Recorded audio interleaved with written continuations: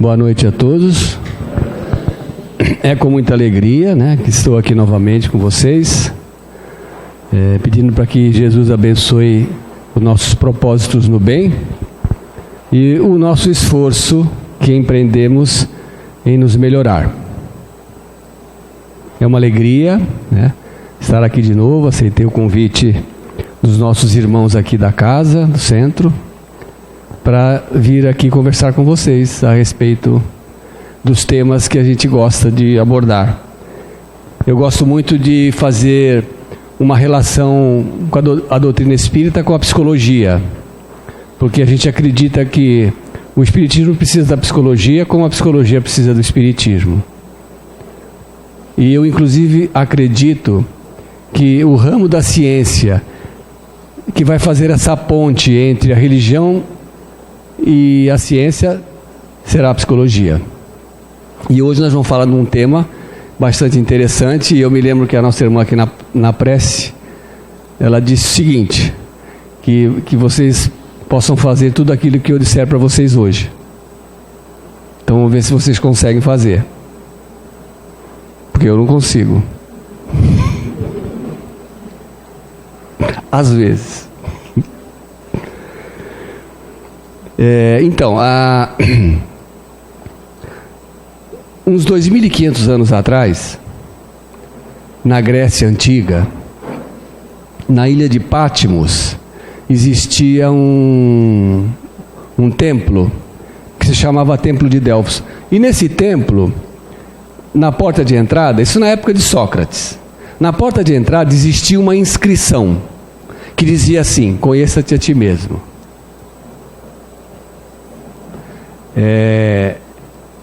Obviamente, esse tema, conhecer a si mesmo, hoje principalmente, deve estar nos escombros junto com o templo. Porque como é difícil se conhecer. E vocês sabem que a gente não se conhece. O autoconhecimento, conhecer a si mesmo, é um mergulho para o seu mundo interior. E às vezes a gente não vai encontrar assim muitas coisas que a gente gosta nesse nosso mundo interior. Mas se a gente não entrar em contato com essa realidade pessoal, intransferível, a gente não se modifica. Nos centros espíritas se fala muito em reforma íntima, Reforma íntima é um tema bastante abordado nas casas espíritas. Tem até cursos de reforma íntima, vários livros, mensagens foram escritas que falam da reforma íntima. Mas por que é difícil fazer reforma íntima? Porque a gente não se conhece. Esse é o maior complicador da autotransformação, se conhecer. Porque se eu não me conhecer, então eu não consigo me modificar. Mas eu não sou egoísta. Claro que é. Não, mas eu não sou orgulhoso, não sou prepotente. Nós temos que descobrir o quanto somos, em que momentos estamos sendo egoístas, que estamos pensando só na gente, esquecendo do outro. Claro que a gente não é o tempo todo, mas em muitas situações da vida, a gente se comporta dessa forma. Então hoje aqui nós vamos falar sobre isso, o autoconhecimento. Certo? Inclusive, eu vou aplicar depois um teste psicológico. Esse teste psicológico foi desenvolvido por nós, e esse teste vai avaliar o nosso autoconhecimento. E eu vou aplicar o teste no público, em vocês. Vocês acham que são exigentes? Esse é um tema interessante quando a gente pensa nos nossos traços negativos de caráter. Não sei se vocês se lembram da outra vez que eu estive aqui, que eu falei de depressão, eu falei da ansiedade, e que eu falei dos nossos defeitos de caráter, porque nós temos defeitos e temos qualidades. Os nossos principais defeitos de caráter, orgulho, egoísmo, inveja, ciúme, impaciência, intolerância, arrogância, prepotência, exigência, esses são os principais traços negativos de caráter que nós possuímos. E todos nós temos esses traços. O nosso desafio é saber em quais momentos eu estou sendo egoísta, invejoso, exigente. E nós somos muito exigentes. Imagina se nós pudéssemos medir o nosso nível de inteligência. Se nós pudéssemos descobrir o quanto somos inteligentes. Pudéssemos fazer uma avaliação, e essa avaliação redundaria numa nota de 0 a 10. Então, por exemplo, nós descobriríamos que somos 8, 7, 9, exigente.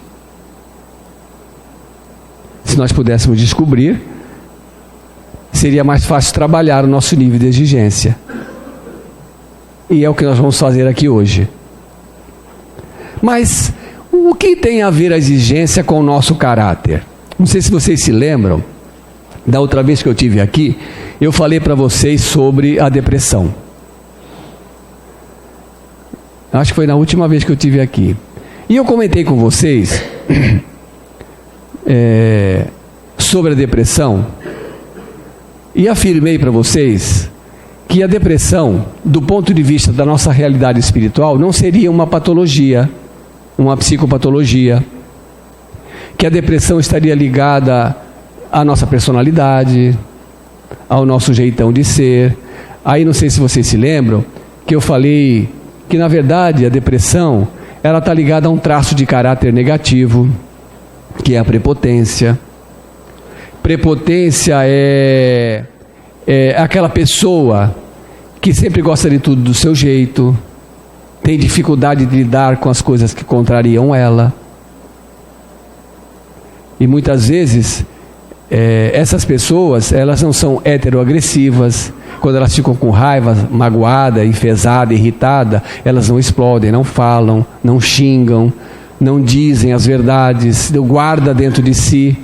Então essas pessoas que têm esse tipo de comportamento e esse traço negativo de caráter da prepotência em bastante evidência, é uma forte candidata a se tornar depressiva. Geralmente, de uma maneira geral, as pessoas prepotentes, elas são muito exigentes.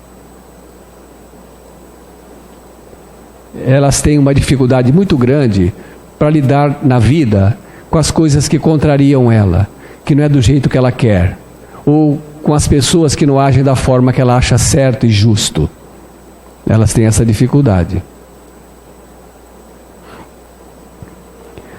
Mas, da onde que vem a prepotência? A exigência? Na verdade, ela está ligada aos nossos traços negativos de caráter. E eu vou fazer uma comparação para vocês, para ficar assim o nosso entendimento melhor. Vocês conhecem, por exemplo, esse gráfico aqui. Esse gráfico, geralmente ele aparece nesses equipamentos de som, onde mostra as faixas de frequência da melodia que está sendo reproduzida. E geralmente essas faixas de frequência ficam oscilando no momento que a melodia está tocando. Então essas faixas de frequência vão desde as frequências mais baixas até as frequências mais altas, são os 25 kHz. Aqui são aqueles sons graves, bum, bum, bum, e ali os sons agudos. Então, dependendo da melodia que estiver sendo reproduzida, você vai ter uma faixa de frequência aí oscilando.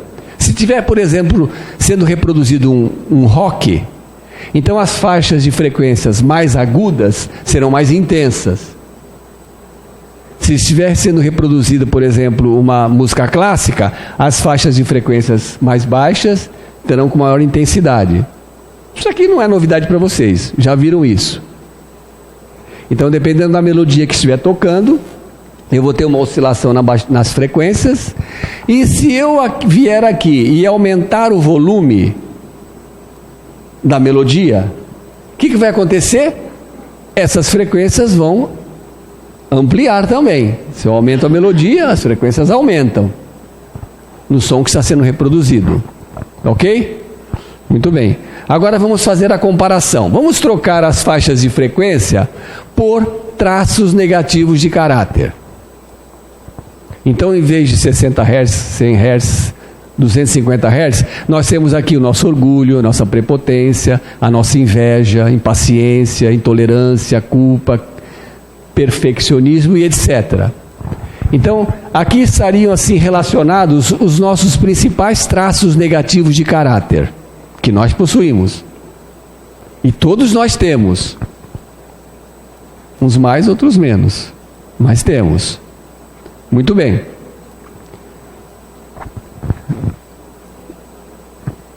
Da onde surgiram esses traços negativos de caráter? Do egoísmo. O egoísmo foi o traço de personalidade primordial que surgiu na nossa personalidade. Quando nós éramos ainda lá no início, né, nós éramos ainda aqueles seres primitivos, e nós adquirimos a autoconsciência, porque quando nós éramos ainda irracionais, como os animais são, nós não tínhamos autoconsciência, como o cachorro não possui, o gato. O cachorro, por exemplo, não sabe que é um cachorro, nem o gato sabe que é um gato, né? E esses animais, eles não sabem nem que vão morrer. Eles não têm essa consciência que nós temos. Então, quando nós éramos ainda aqueles seres primitivos, lá no passado distante, milenar, e que nós descemos das árvores, e que nós começamos a caminhar com as duas pernas, e fomos evoluindo, crescendo, nós começamos a adquirir a autoconsciência. Começamos a nos perceber mais intimamente e nos diferenciar das outras coisas do mundo, dos animais. Fomos nos percebendo. Isso acontece da mesma forma com a criança. A criança, assim que ela nasce, ela vai passar durante a sua infância por várias fases do desenvolvimento infantil. Isso a gente estuda em psicologia e chama fases do desenvolvimento infantil da criança. Essas fases de desenvolvimento, elas iniciam, por exemplo, com aquela fase, a gente chama de fase oral. Acho que é fase oral, a primeira fase da criança. É quando a criança ainda é um bebê. E para ela, a única importância e a única realidade que existe é o peito da mãe.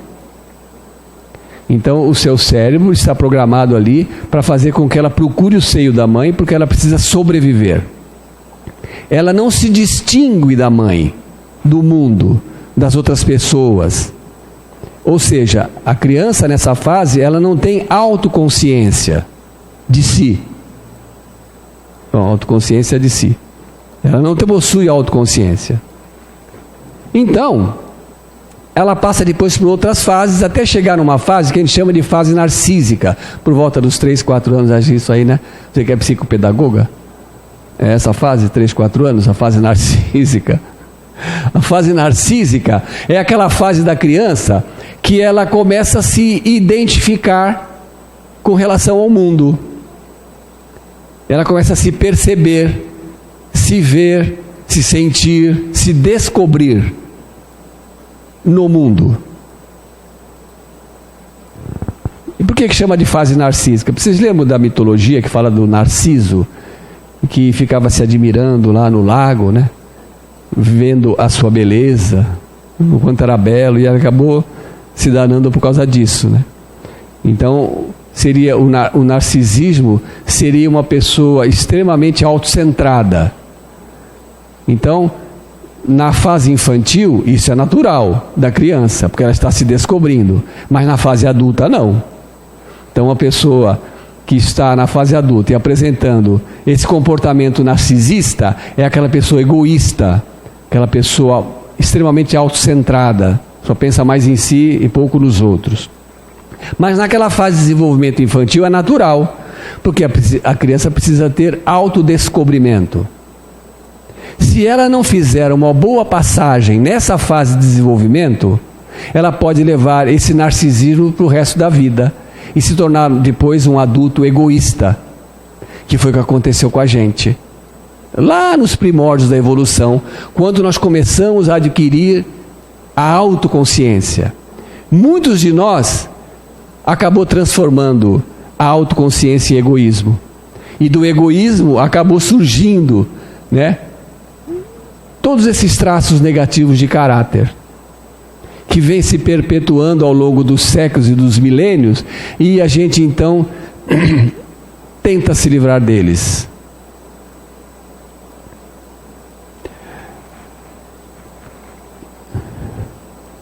E vamos trocar o nível de áudio por o nível de exigência. Então, se eu aumentar o meu nível de exigência, quanto mais eu exigente for, maior a intensidade desses traços negativos de caráter. Então, seria como se fosse assim. Isso aqui, o nosso nível de exigência, é que controla a intensidade dos nossos traços negativos de caráter. É o nosso nível de exigência. Então, quanto mais exigente a gente for, mais egoísta, mais prepotente, mais orgulhoso, mais crítico, mais intolerante. Então, se nós conseguirmos avaliar o nosso nível de exigência, descobrirmos o quanto somos exigentes e conseguirmos trabalhar em cima disso aqui, eu posso, então, automaticamente, diminuir esses níveis que são relacionados aos nossos traços de caráter. E para a gente fazer isso, nós vamos fazer um teste, aplicar um teste. Esse teste, ele é composto de 10 perguntas. Aliás, não são perguntas, são proposições, são situações da vida. Eu vou apresentar as questões para vocês e eu vou pedir que vocês colaborem. A questão, a proposição, a situação da vida, nós vamos responder se nós agimos daquela forma, nunca, raramente, às vezes, quase sempre ou sempre. Aí vocês vão levantar a mão, indicando qual é a faixa de frequência que vocês agem daquela forma, diante daquela situação. Procure não levantar a mão 2 vezes. Se você escolher que você age daquela forma às vezes, não levanta depois sempre.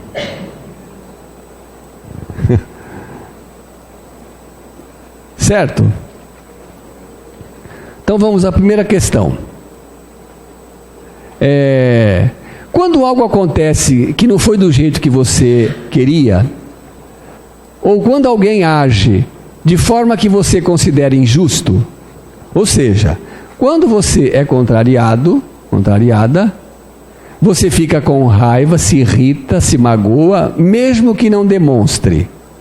Antes de perguntar para vocês, né, qual é a frequência que vocês agem aqui, eu gostaria de explicar para vocês essa questão aqui, ó, que você fica com raiva, você se magoa, mesmo que não demonstre. Porque muitas vezes a gente fica com raiva e a gente não demonstra que está com raiva. Porque existem pessoas que são heteroagressivas e tem pessoas que são autoagressivas. Porque toda vez que nós ficamos com raiva, nós nos tornamos agressivos. A raiva é o sentimento e a agressividade é a expressão do sentimento. Tá? Então, quando a gente fica com raiva, se torna agressivo. Mas tem pessoas que são autoagressivas. Elas não conseguem expressar a raiva. Elas não brigam, não xingam, não batem, não quebram nada. Elas guardam aquilo dentro de si. Então, o que eu estou perguntando? Eu não estou perguntando o que a pessoa faz. Estou perguntando o que ela sente, mesmo que não demonstre. Ok? Então, eu vou perguntar para vocês e vocês vão levantar a mão naquela frequência que vocês acham que agem dessa forma. Nunca. Gostei da sinceridade. Raramente. Às vezes. Quase sempre. Ou sempre.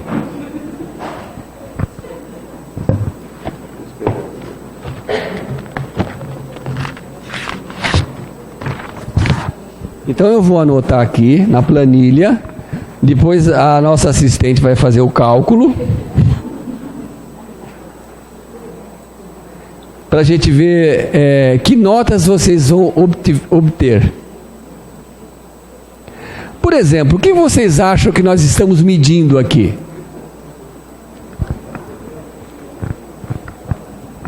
Quando eu faço essa proposição, o que eu quero saber? Que a pessoa é o quê?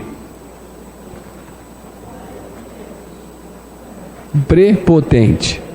Lembra que eu expliquei para vocês que o prepotente é aquela pessoa que gosta das coisas do seu jeito. Todo mundo gosta das coisas do seu jeito. Eu também gosto. Mas como é que eu vou lidar quando não é do meu jeito? Então a pessoa que é muito prepotente, ela não tem habilidades para lidar com as coisas que contrariam ela. Então ela fica com raiva. Quando? Às vezes, quase sempre, ou sempre. Não, eu vou falar sobre isso. Ela perguntou aqui se prepotente não é... Ela falou que o prepotente não é resiliente. Nós vamos falar sobre a resiliência. Muito bem, segunda questão. Quando você convive com pessoas que estão sempre com a razão, constantemente querendo ensinar e que têm uma receita para tudo, pois elas sabem o que é melhor para todos, inclusive para você. Quando você está ao lado de alguém assim, você se irrita, fica com raiva ou se magoa, mesmo que não demonstre. Nunca, raramente, às vezes, quase sempre ou sempre. Você é assim? E aí, nós estamos medindo o quê? Estamos avaliando que a pessoa é o quê? Intolerante. A diferença que existe entre a pessoa prepotente e intolerante é assim. A pessoa prepotente, tanto quanto a pessoa intolerante, gostam das coisas do seu jeito. E ficam com raiva quando não é do seu jeito. Os dois. Tanto intolerante quanto prepotente. Só que, geralmente, o intolerante é mais agressivo. O intolerante é aquele que briga, que xinga, que fala. E o prepotente não. Geralmente o prepotente é mais autoagressivo. Essa é a diferença que existe. E vocês sabem qual é a diferença que existe entre o arrogante e o vaidoso? O arrogante é aquele que se acha mais que os outros.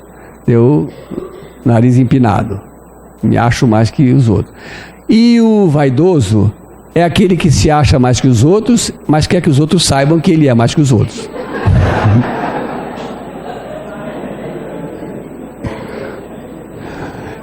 Terceira, você marcou com uma pessoa e ela se atrasa. Por esse motivo, você se sente desrespeitado. Então você marcou com o namorado no shopping, 8 horas. Caramba, ele chega 9. E diz que estava jogando futebol.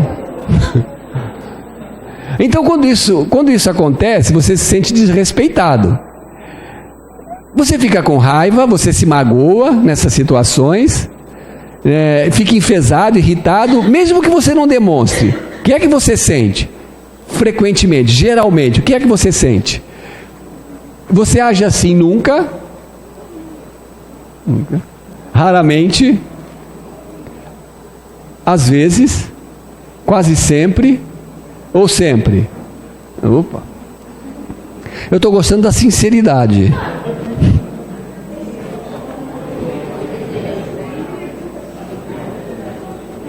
E, nesse caso, o que é que nós estamos avaliando?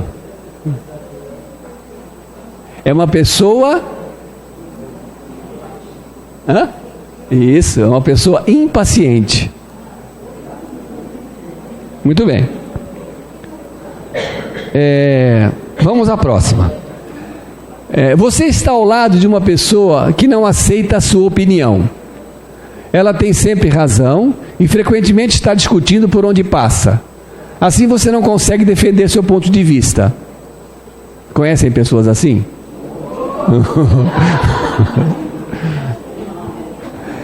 E quando você está ao lado de uma pessoa assim, você fica irritado, você fica com raiva, você se magoa, Nunca. Raramente. Às vezes. Quase sempre. Ou sempre.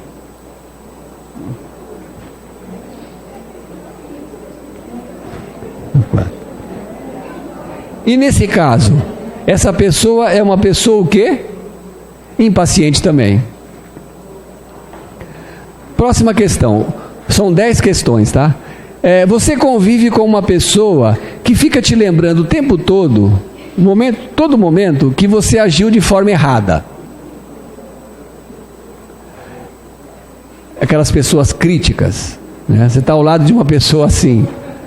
Mesmo que você não concorde com ela e tenha certeza que agiu apenas de forma diferente. Mas ela fica criticando, fica chamando sua atenção, das pessoas picuinha. Quando você está ao lado de pessoas assim, você se irrita, você fica com raiva, você se magoa, mesmo que não demonstre. Nunca, raramente, às vezes, quase sempre ou sempre. E essa pessoa é uma pessoa também impaciente. Muito bem. Próxima questão. Você é uma pessoa que gosta de tudo arrumadinho. Tudo certinho. Eu tenho uma amiga minha, que às vezes eu vou lá no consultório dela, e aí ela chega para mim e fala assim: ah, quer água? Quero. Aí ela vai lá buscar água. Aí eu pego o relógio e faço assim. Aí ela volta, chega assim: tu mexeu aqui. Tu mexeu aqui. Você me irrita assim. Então tem pessoas que são assim, perfeccionistas, gostam de tudo arrumadinho, tudo certinho, né? Então, tudo que faz tem que estar perfeito. Você é assim? Nunca, raramente, às vezes, quase sempre ou sempre? Levanta a mão.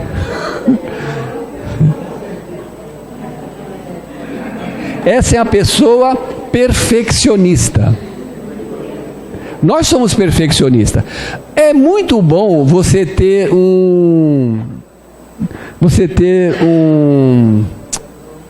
uma administração na sua vida. Você ter hábitos de arrumar as coisas, de guardar as coisas no lugar certo.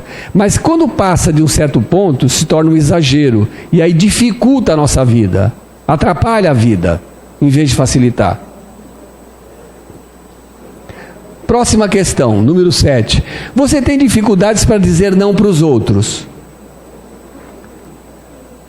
Se esforça para não decepcionar ninguém, atendendo a tudo que lhe pedem. Porém, quando você diz não, porque tem horas que não dá para dizer sim. O cara vem e pede o dinheiro emprestado, você não tem, vai fazer, né?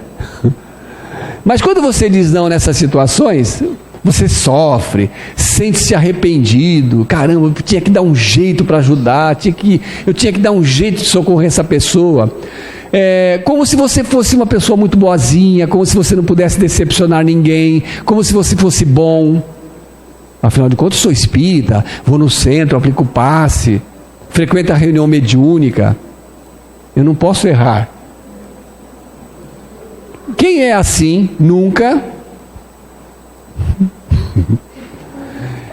raramente, às vezes, quase sempre ou sempre?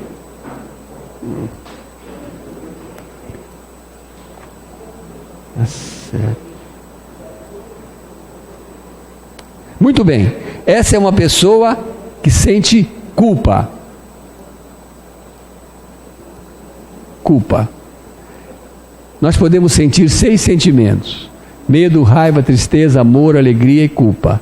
A culpa é o pior sentimento que a gente pode sentir. Aí isso já é uma outra palestra, só para falar da culpa. Vamos à próxima questão.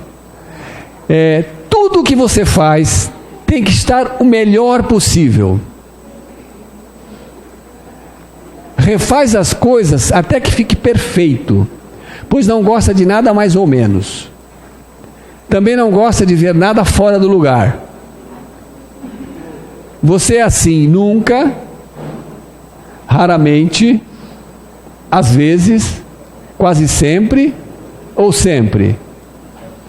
Tem gente que não está levantando a mão aí.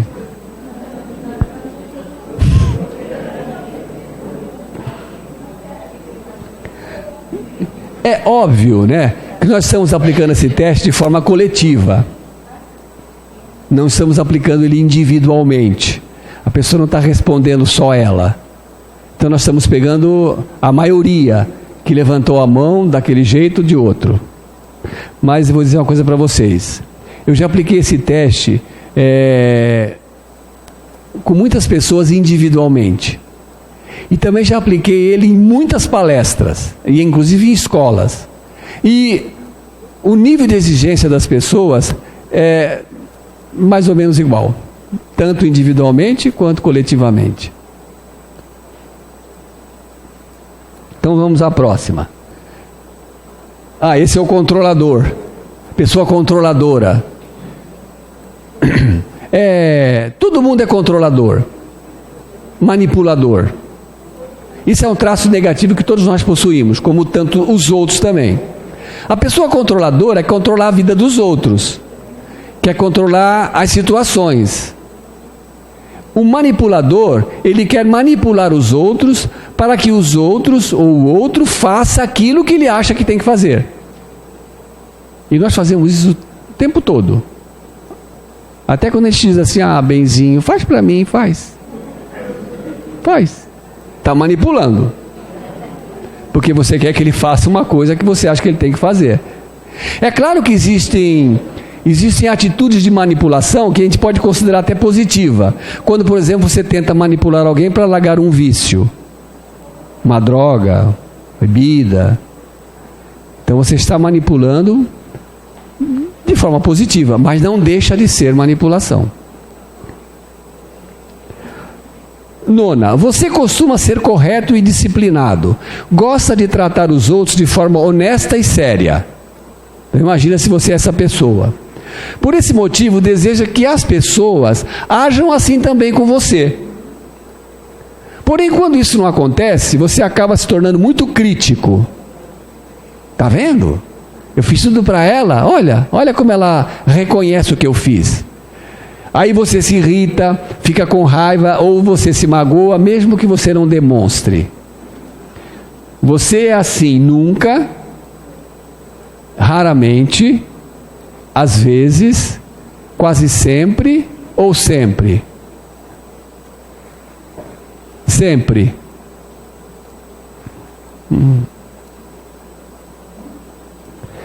Essa pessoa é a pessoa crítica. Julgador. Muito bem. E vamos à última questão. Você é solícito e gosta de ajudar os outros. Está sempre pronto para servir ou socorrer alguém. Assim, fica indignado quando não age da mesma forma com você. Entenderam? Então você gosta de ajudar todo mundo, está sempre pronto para ajudar, mas quando as pessoas não fazem isso com você, você fica irritado, fica com raiva, você se magoa, guarda aquelas coisas no coração. Nunca, raramente, às vezes, quase sempre ou sempre. Muito bem.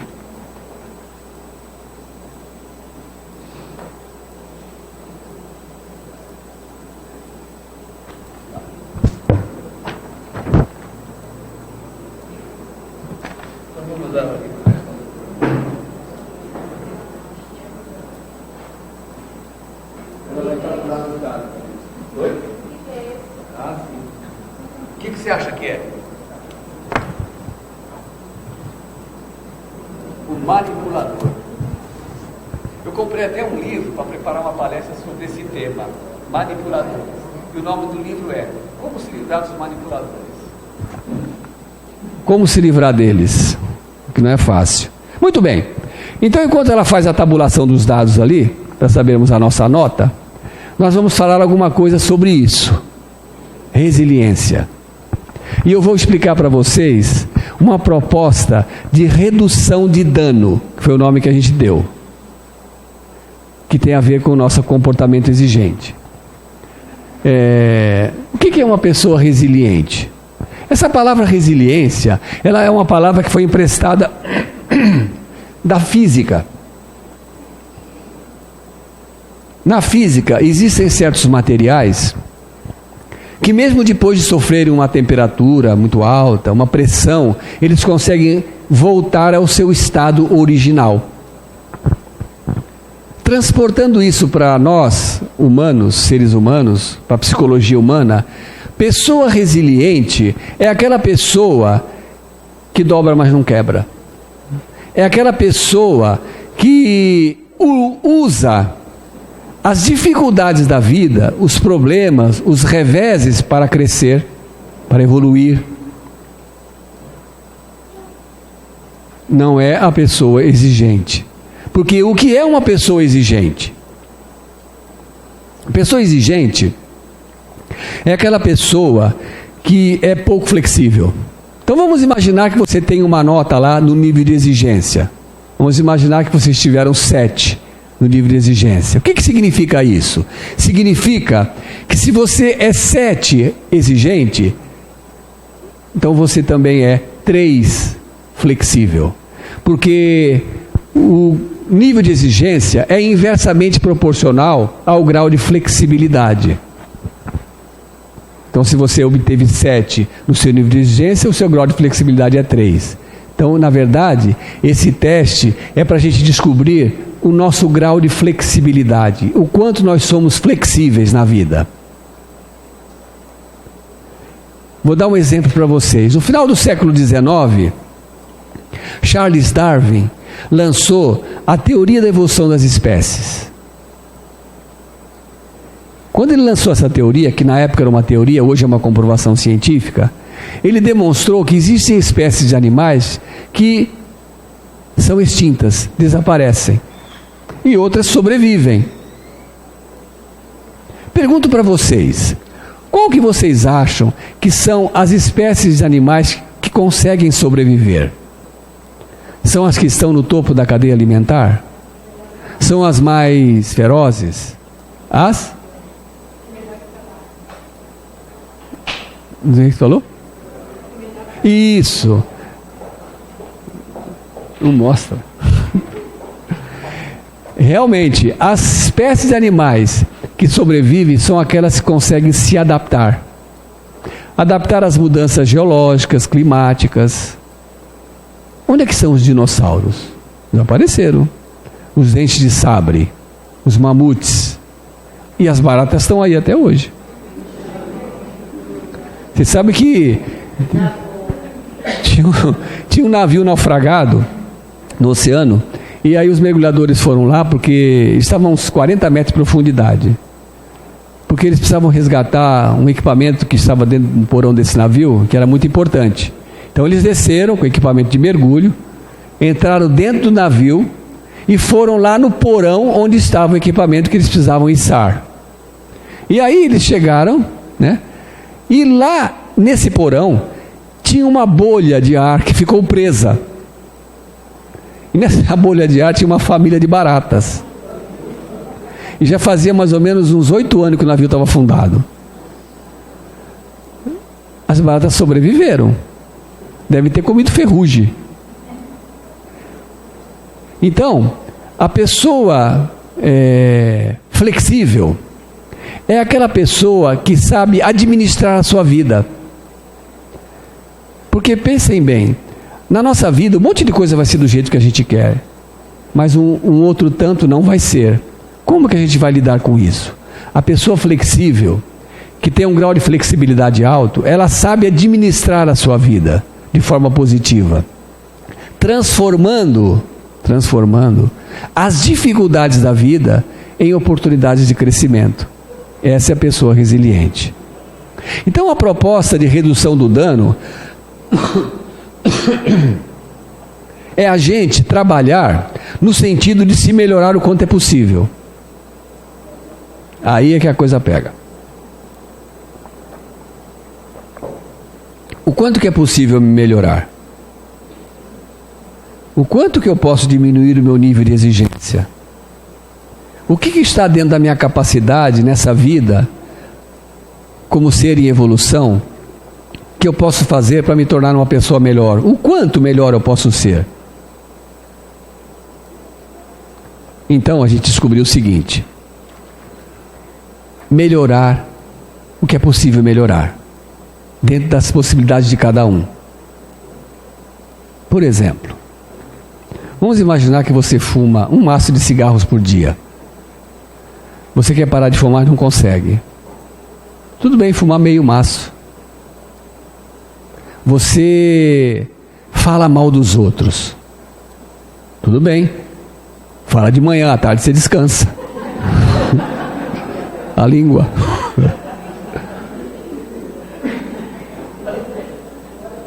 Então, nós não temos que criar expectativas de ser algo que nós não conseguimos ser. Porque você sabe que existem, nas religiões de uma maneira geral, e até no espiritismo em particular, uma cobrança muito grande para que nós nos tornemos uma pessoa boa. Quantas pessoas aqui não almejam se tornar uma pessoa boa? Eu queria ser igual o Chico Xavier. Eu queria ser igual o Divaldo. Eu queria dedicar minha vida para os outros. E aí, o que a gente faz? A gente fica criando dentro de nós expectativas inatingíveis. Porque nós não vamos ser bons nessa vida. Nem na outra. Porque vai demorar muito para a gente se tornar uma pessoa boa. E aí, o que acontece? Como a gente não consegue se tornar uma pessoa boa, porque vai demorar muito tempo, e a gente também não quer ser ruim, a gente assume um papel que é o pior papel que a gente pode assumir. É ser bonzinho. O que é ser bonzinho? Ser bonzinho, muitas vezes, é aquela pessoa que veste máscaras. Porque ele não assume, de fato, a sua real identidade psicológica. Então ele chega no centro, por exemplo, aí ele vê lá os dirigentes do centro sempre sorrindo, a moça que fez uma prece maravilhosa, as pessoas parecem que não tem problemas na vida, né? Parece que estão sempre bem, sempre felizes. E a gente fica criando expectativas de ser alguém assim. Mas a gente não é assim. E nem as pessoas que estão aqui são assim. Porque a gente não precisa mostrar nossa cara feia, porque nós passamos por problemas hoje durante o dia. Então, é nós sermos aquilo que nós conseguirmos ser. Melhorar aquilo que é possível a gente melhorar. Então, nós descobrimos o seguinte, que existe uma forma de nós nos melhorarmos e eu vou dar essa forma para vocês. Então vamos imaginar que vocês fizessem o teste e lá numa questão, vocês descobriram, por exemplo, nessa questão 2, que vocês responderam que agem sempre dessa forma. Sempre. A todo momento que isso acontece, eu ajo dessa forma. Sempre. Vejam bem, se eu fiz um X aqui no sempre, significa que o quesito aqui é 1. Se eu diminuir esse sempre para quase sempre, eu já diminui 0,25. Se eu diminuir, se eu passar para às vezes, já diminui meio ponto. Meio ponto. E aí a gente descobriu isso clinicamente. Não é uma teoria, não é uma hipótese. Clinicamente a gente descobriu o quê? Se nós conseguimos diminuir o nosso nível de exigência 2 pontos, a nossa vida muda radicalmente. Então, nem precisa muito. Você não precisa deixar de agir dessa forma. Só não precisa ser sempre. Nós temos que criar hábitos diferentes na nossa vida. Puxa, às vezes, se você diminuir aqui meio ponto, e mais em alguns outros quesitos diminuir mais meio, você já diminuiu 1 ponto. Se você desencarnar nessa vida com 6, está ótimo. 6 pontos é um nível de exigência satisfatório, porque eu vou mostrar a nota de vocês. Aí eu descobri como hoje em dia se fala muito em transição planetária, a questão da transição planetária, como vocês sabem, é a separação do chamado joio do trigo. O joio é uma erva daninha que nasce junto com o trigo e sufoca o trigo e não deixa ele dar bons frutos. Então o joio tem que ser arrancado. Então, esse momento que nós estamos vivendo é um momento em que está sendo feita essa seleção. Quem é joio, quem é trigo. E não é porque a gente está no centro espírita que a gente não pode ser joio. Aí eu descobri a nota de corte. 6. Abaixo de 6 fica aqui. Acima de 6 vai embora. E olha, como eu tenho uns contatos muito fortes na espiritualidade, por R$1.000 eu digo se o nome de você está na lista. 10.000 eu tiro da lista. O brasileiro é assim, né? Então, essa é a forma que nós podemos aplicar praticamente no nosso dia a dia para nós nos modificarmos e tornarmos a nossa vida mais feliz. A nota de vocês: 7,5. O que significa esse 7,5? O quê? Então, com essa nota, vocês são tudo joio. Não tem nenhum um trigo aqui. Então, significa que o grau de flexibilidade seria 2,5. É um grau de flexibilidade muito baixo. Esse grau de flexibilidade 2,5 não nos dá estratégias logísticas para lidar com as dificuldades da vida. Nós ficamos frequentemente irritados, enfesados, aborrecidos, frustrados, decepcionados, com raiva, com mágoa, por causa do nível de exigência alto e o grau de flexibilidade baixo. Mas vocês não fiquem tristes, porque eu vou mostrar um negócio para vocês. Não aqui. Como eu falei para vocês, eu já fiz esse teste em vários lugares.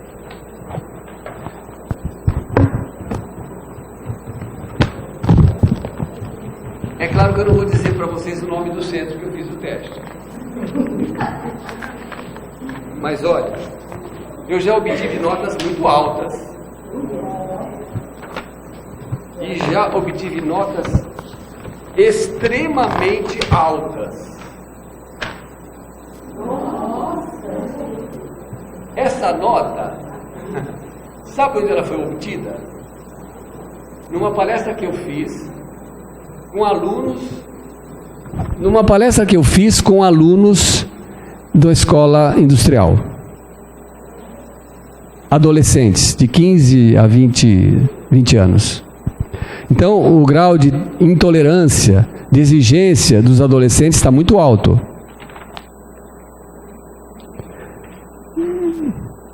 Mas também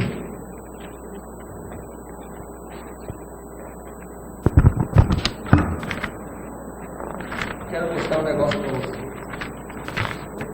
Também já tive notas baixas. Esses daqui estão quase ficando. Diminui só meio um pouco.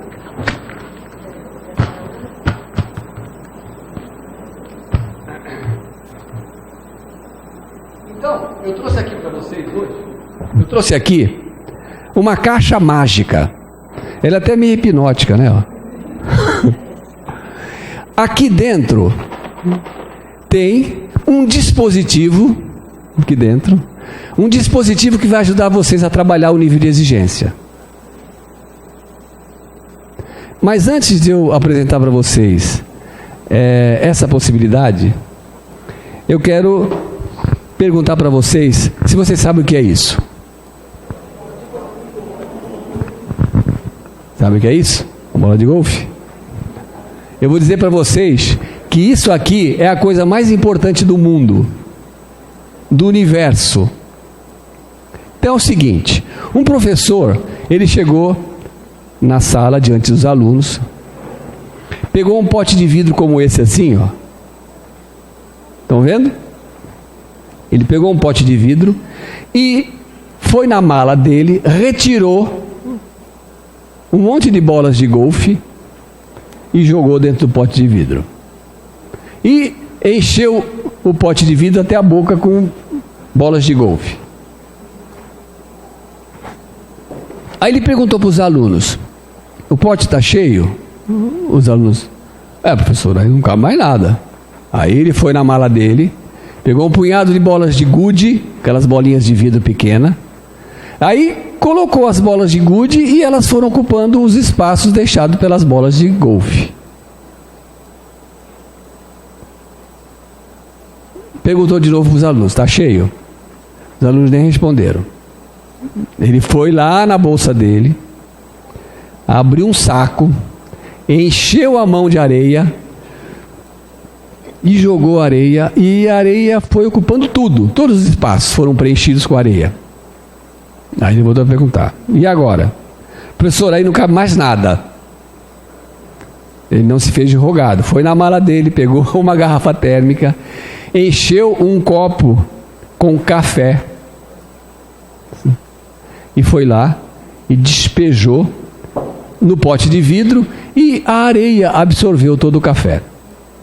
Aí ele chegou para os alunos e disse assim: as bolas de golfe representam as coisas mais importantes na nossa vida. Quais são as coisas mais importantes da vida? O amor, a fraternidade, a espiritualidade, a religiosidade, né? A fé. Não são as coisas mais importantes? São. As bolas de gude representam as coisas que têm a sua importância relativa, como, por exemplo, nosso desenvolvimento intelectual, profissional. E a areia representa as coisas menos importantes da vida, que são as coisas materiais. Certo? Muito bem. Aí então ele chegou para os alunos e explicou o seguinte: que nós devemos encher a nossa vida, pote de vidro, devemos encher a nossa vida primeiro com as coisas que são mais importantes. Porque se nós enchermos a nossa vida com coisas que não são importantes, não vai sobrar espaço para as coisas que são importantes. Certo? E o café? Por mais dificuldades que a gente tenha na vida, por mais problemas, sempre sobe espaço para um cafezinho. Então, deixa eu explicar uma coisa para vocês, o que nós vamos fazer aqui agora. Você sabe que o nosso cérebro, pesquisas da neurociência através de neuroimagens demonstraram que o nosso cérebro é um equipamento extremamente adaptativo e plástico.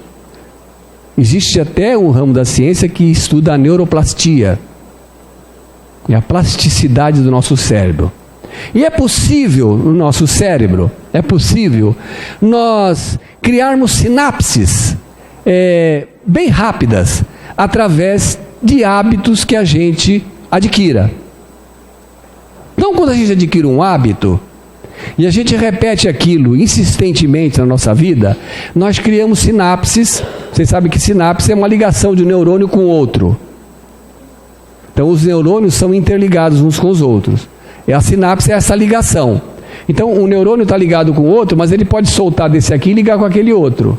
E com aquele outro. E assim por diante. Vamos imaginar que eu agora, com a idade que tenho, eu resolvo estudar música. Eu nunca estudei música na minha vida, por exemplo. Meu cérebro não tem nenhuma adaptação sináptica para música.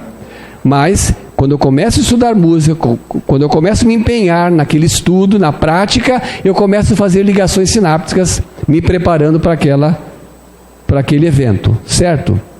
Os hábitos são assim, eles formam sinapses rápidas. Tem um médico americano e psicólogo chamado Maxwell Maltz. Ele fez uma pesquisa sobre isso. Ele descobriu que nós podemos mudar o nosso cérebro em 21 dias. Em 21 dias nós conseguimos começar uma atividade física, nós conseguimos começar uma dieta, e nós conseguimos em 21 dias mudar hábitos que a gente até então achava que eram muito difíceis. Então, eu vou propor para vocês hoje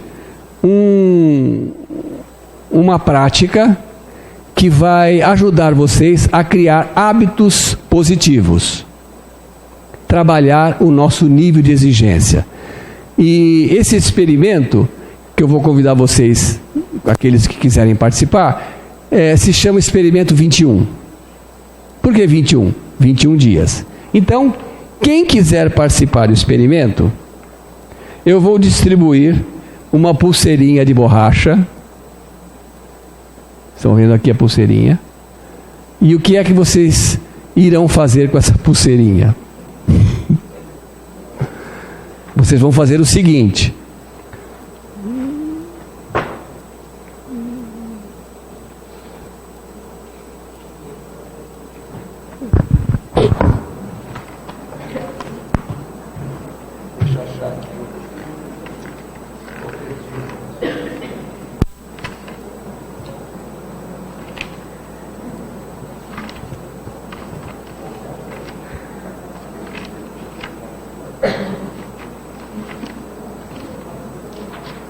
vocês obtiveram 7,75 na nota.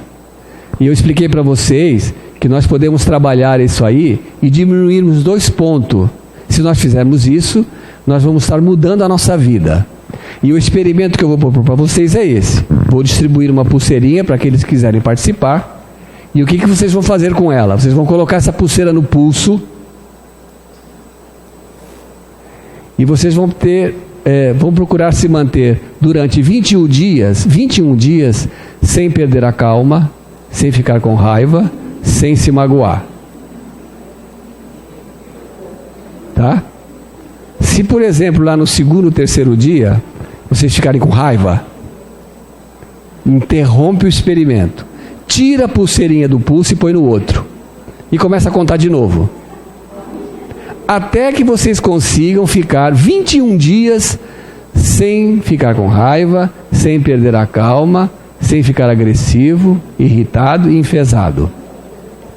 Se nós conseguirmos ficar 21 dias, segundo pesquisas da neurociência, nós conseguimos mudar hábitos na nossa vida. Criamos sinapses novas. Vamos ser mais felizes, mais flexíveis, mais tolerantes, mais amigos. E vocês vão fazendo isso até conseguir os 21 dias.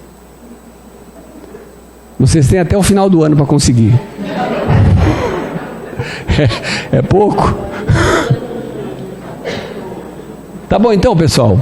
Eu vou deixar depois a caixinha ali. Quem quiser pegar a pulseirinha e participar do experimento, fique à vontade, tá? Muito obrigado pela paciência de me ouvir, tá? Boa noite.